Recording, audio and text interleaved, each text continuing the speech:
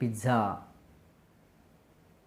Cake अशा प्रकारचे जे पदार्थ आहेत, टोस्ट हे जास्त प्रमाणात मुलांच्या आहारामध्ये दिसतात. तर याच्यामुळे सर्दी खोकला होण्याचं प्रमाण वाढतं. कसं ते पण मी तुम्हाला सांगणार आहे.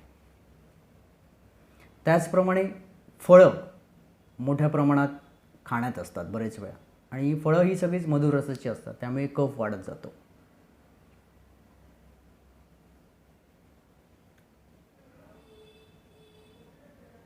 अजून एक कारण मला सांगावंसं वाटतं की दुपारी झोपणं जर असेल, खरं तर लहान मुलांना झोपणं हे नॅचरल किंवा नैसर्गिक आहे, कारण त्यामुळे त्यांची ताकद वाढते, वजन वाढतं, त्यामुळे झोपलं पाहिजे.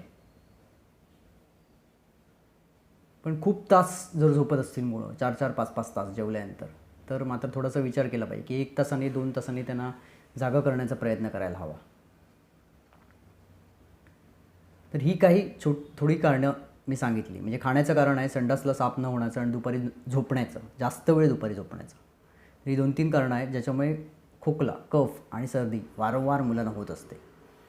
खोकला कसा घडतो हे मी तुम्हाला सांगणार आहे. सोपी गोष्ट आहे. अगदी आयुर्वेदानुसार म्हणायचं तर कधीकधी संडासला साफ होत नाही, त्यामुळे खालून जो वायू निघून जायला पाहिजे, अपान वायू त्याला म्हणतात, तो अपान वायू खालून निघत नाही, तो वरच्या दिशेने प्रवास करायला लागतो.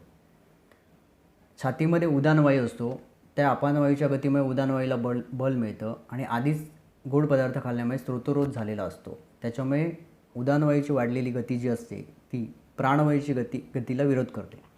प्राणवायू म्हणजे श्वास जेव्हा आपण आत घेतो ती गती आहे प्राणवायूची गती, आणि श्वास बाहेर सोडतो ती गती आहे उदानवायूची गती.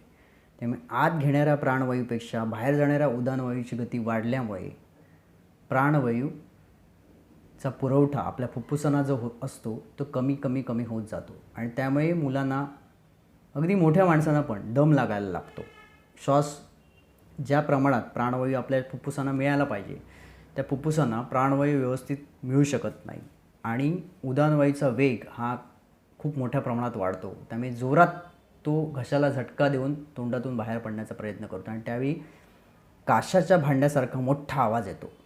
त्यालाच आपण कास किंवा खोकला असं म्हणतो. लक्षणं काय असतात तर घशात खाज येते, कंठ पूर्ण गलासता, म्हणजे काट्याने भरलेला आहे असा.